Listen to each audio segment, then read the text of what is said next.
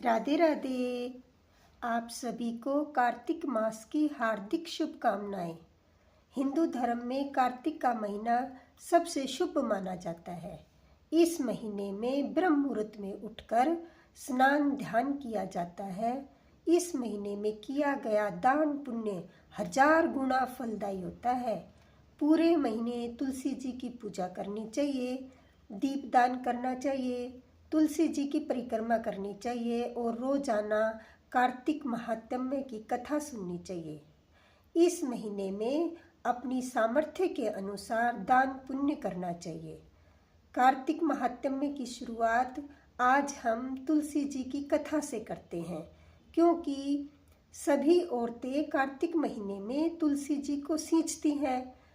ऐसे ही एक बूढ़ी माई थी जो तुलसी को सींचने जाती थी, और जब वह तुलसी जी में जल अर्पित करती तो वो कहती कि हे तुलसी माता, सत की दाता, मैं तेरा बिड़ला सींचती हूँ, मुझे बहू दे, पीताम्बर की धोती दे, मीठा मीठा घास दे, चटक की चाल दे, पटक की मौत दे, चंदन का काठ दे, रानी का राज दे, दाल भात का भोजन दे, गैस की मौत दे, कृष्ण जी का कंधा दे। तब तुलसी माता यह सुनकर सूखने लगी, तो भगवान ने पूछा कि हे तुलसी, तुम क्यों सूख रही हो? तुलसी माता ने कहा कि एक बुढ़िया रोज आती है और वह यही बात कहती है, मैं सब बात तो पूरा कर दूंगी, लेकिन कृष्ण का कंधा कहाँ से लाऊंगी? तो भगवान बोले, वो मरेगी तो मैं अपने आप कंधा देने आऊंगा, तू बुढ़िया माई से कह देना। जब बुढ़िया माई मर गई, सब लोग आ गए। जब माई को ले जाने लगे तो वह किसी से न उठी। तब भगवान एक 12 वर्ष के बालक के रूप में आए। बालक ने कहा कि मैं बूढ़ी माई के कान में बात कहूँगा तो बूढ़ी माई उठ जाएगी। बालक ने कान में कहा, बुढ़िया माई, मन की निकाल ले, पीताम्बर की धोती ले, मीठा मीठा घास ले, बैकुंठ का वास ले, चटक की चाल ले, पटक की मौत ले, कृष्ण जी का कंधा ले। यह सुनकर बुढ़िया माई हल्की हो गई। भगवान ने उन्हें कंधा दिया और बूढ़ी माई को मुक्ति मिल गई। हे तुलसी माता, जैसे बुढ़िया माई को मुक्ति दी वैसे सबको देना। बोलो तुलसी माता की जय, विष्णु भगवान की जय, लड्डू गोपाल की जय। आइए अब सुनते हैं कार्तिक महात्म्य अध्याय 1। सब प्रकार के विघ्नों का नाश करने वाले तथा सारी सृष्टि की पालना करने वाले श्री गणेश जी, ज्ञान की दाता श्री सरस्वती जी, सब पुराणों के कर्ता श्री व्यास जी तथा गुरुदेव के चरण कमलों में नमस्कार करके भगवान की श्रद्धा और भक्ति रस में डूबे हुए कार्तिक मास की कथा कहती हूँ। नैमी पारण्य में वास करने वाले सोनकादि 88,000 ऋषि श्री सूत जी से कहते हैं कि हे ब्राह्मण, आप हमारी इस घोर कलयुग से रक्षा करने के लिए कोई सरल उपाय बताए। उनका यह प्रश्न सुनकर श्री सूत जी कहने लगे कि हे ऋषियों, भगवान के चरणों में तुम्हारी अटल भक्ति देखकर मैं तुमसे कार्तिक महात्म्य की कथा कहता हूँ, जिसके सुनने मात्र से मनुष्य के सब पापों का नाश होकर अंत में वैकुंठ वास हो जाता है। आप ध्यान पूर्वक सुनिए। एक समय नारद जी ब्रह्मलोक में जाकर सारे जगत के कर्ता श्री ब्रह्मा जी से बोले कि हे पितामह, कृपा करके कोई धर्मोपदेश की ऐसी सुंदर कथा सुनाइए जो सब पापों का नाश करने वाली हो। तब ब्रह्मा जी कहने लगे कि हे पुत्र, भगवान के चरणों में तुम्हारी ऐसी लगन देखकर मैं तुमसे कार्तिक मास का महात्म्य कहता हूँ, जिसके सुनने मात्र से मनुष्य के सब पाप नष्ट हो जाते हैं और वह बैकुंठ का अधिकारी हो जाता है। कार्तिक मास भगवान को अति प्रिय है। इसमें किया हुआ व्रत, दान, नियम तथा कीर्तन अनंत फल देने वाला होता है, क्योंकि इस महीने में किए हुए भगवत कार्यों से बढ़कर कोई यज्ञ तथा तप नहीं है। अतः सारे संसार की भलाई के लिए तुमने अति सुंदर प्रश्न किया है। मैं इस कथा को तुमसे कहता हूँ, तुम ध्यान लगाकर इसकी विधि सुनो। कार्तिक मास में व्रत करने वाला मनुष्य प्रातःकाल ब्रह्म मुहूर्त में उठकर शौच आदि से निवृत्त होकर 22 उंगल लंबा सुगंधित वृक्ष का दातुन करे। परंतु श्राद्ध के दिन, सूर्य ग्रहण, चंद्र ग्रहण के दिन, एकम, अमावस्या, नवमी, षष्ठी, एकादशी तथा रविवार को दातुन ना करे। जिस दिन दातुन न करनी हो उस दिन पानी से 12 कुल्ले करके मुंह को खूब अच्छी तरह साफ कर ले। जब 2 घड़ी रात्रि रह जाए तो काले तिल, चंदन, चावल, फूल या कुशा लेकर तालाब, कुएं, नदी या संगम तथा किसी तीर्थ स्थान में जाकर भगवान से प्रार्थना करे कि भगवान, आपकी और श्री लक्ष्मी जी की प्रसन्नता के लिए मैं कार्तिक मास में स्नान करूंगा या करूंगी। इस प्रकार प्रतिज्ञा करके श्री गंगा जी, शिव, सूर्य और विष्णु जी का ध्यान करके नाभि तक गहरे जल में प्रवेश करके अच्छी तरह से स्नान करे। फिर जल से बाहर आकर ऋषि और पितरों का तर्पण करे। स्नान के पश्चात अगर कोई बकरी तथा भेड़ की धूल लग जाए तो हमें उससे बचना चाहिए तथा छींक, थूक, कुत्ता, कौवा, ऊंट, उल्लू, सुअर आदि से बचना चाहिए। अगर इनसे छू भी जाए तो दोबारा स्नान करना चाहिए। बीच में असत्य बोलने वाला पापी मनुष्य, इन सब से बातचीत नहीं करनी चाहिए। इसके पश्चात षोडोपचार विधि से भगवान का पूजन करें, भगवान को अर्घ दे और प्रार्थना करें कि भगवान श्री राधा सहित मेरे इस अर्घ को ग्रहण करें।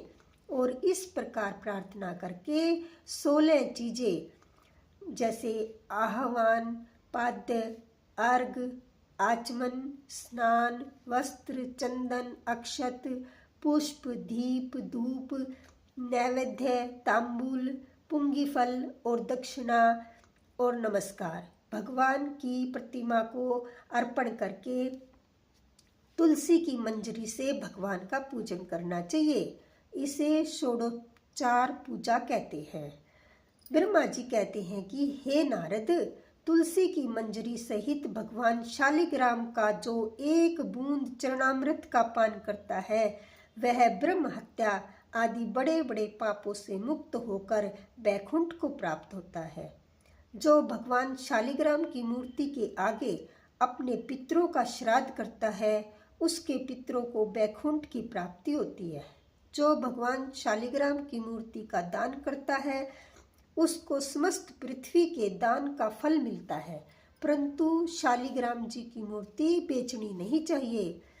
विष्णु जी का पूजन शंख के जल से करना चाहिए और श्री शिव जी का पूजन बेलपत्रों से, सूर्य का तुलसी से, गणेश जी का पूजन धतूरे के पुष्पों से तथा विष्णु जी को कमल का फूल चढ़ाना चाहिए, शिव जी को कनेर का।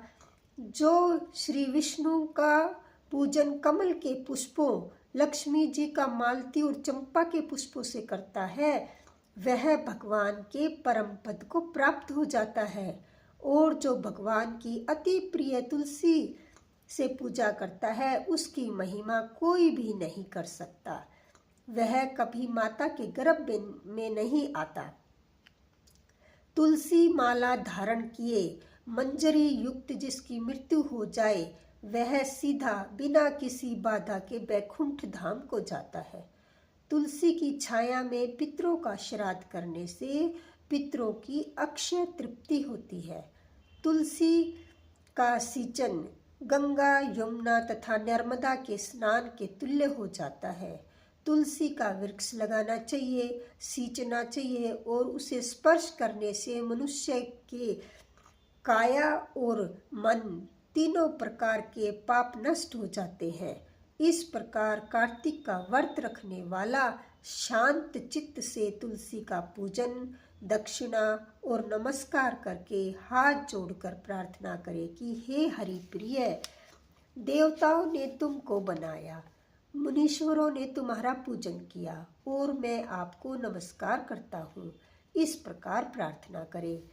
जो मनुष्य आंवले के पत्ते और फूलों से भगवान का पूजन करता है तथा आंवले के वृक्ष के नीचे बैठकर भगवान का पूजन करता है, उसको सोने के फल और पुष्पों का फल प्राप्त होता है। जो मनुष्य द्वादशी को तुलसी तथा आंवले के पत्तों को तोड़ता है वह घोर नरक में जाता है। जो कार्तिक मास में आंवले के फल, तुलसी और गोपी चंदन की माला धारण करता है वह जीवन मुक्त हो जाता है। इस प्रकार व्रती पुरुष भोजन करके चंदन, पुष्प, पान और दक्षिणा से ब्राह्मण को प्रसन्न करे।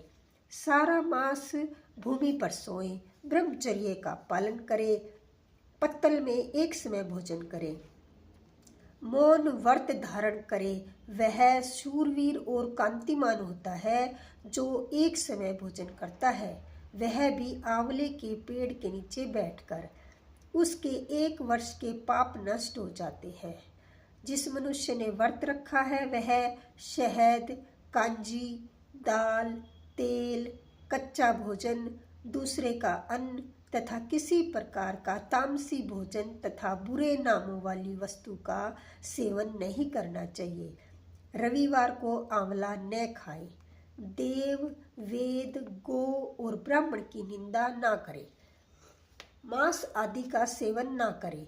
मिट्टी में उत्पन्न हुए नमक, मसूर, बासी भोजन, तांबे के पात्र में डाला हुआ दूध आदि केवल अपने लिए ही पकाया हुआ भोजन, यह सब मांस के बराबर है। लहसुन, प्याज, पृथ्वी का फूल, गोभी का और मूली, गाजर, जंगली घिया, बैंगन, पेठा, दोबारा पकाया हुआ भोजन नहीं खाना चाहिए। रजोसला स्त्री, मलेच्छ, पतित, पाखंडी आदि से वार्तालाप नहीं करना चाहिए। इन तिथियों में इन एक एक चीजों का भोजन नहीं करना चाहिए।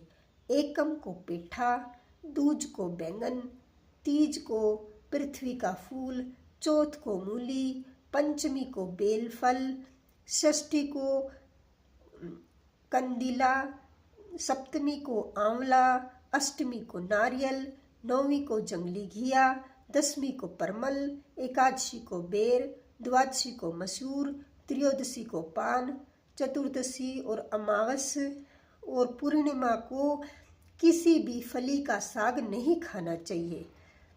जय श्री कृष्णा।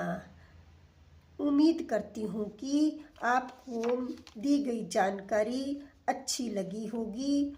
आज से रोजाना कान्हा प्रेम चैनल पर कार्तिक महात्म्य सुनाया जाएगा। प्लीज़ कान्हा प्रेम चैनल को सब्सक्राइब करें। वीडियो अच्छी लगे तो प्लीज़ ज़्यादा से ज़्यादा शेयर और लाइक करें। राधे राधे। जय श्री कृष्णा।